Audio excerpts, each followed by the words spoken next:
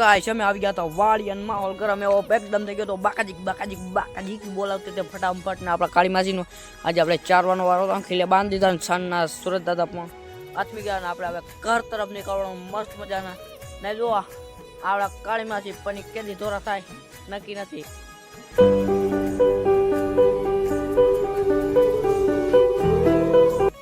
કાળો કાળો કાંભો હાથમાં રે લંબો.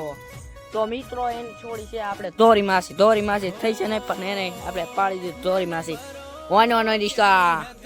માહોલ ગરમ છે એકદમ ને આપણા કાળિયાને ધોરિયાને રખડે ને આપણા કામલીમાં કાતરા આવી ગયા બાકાજી માહોલ ગરમ એવું છે મિત્રો. ને આપણે એને છોડી નનકી ઓ માય ગોડ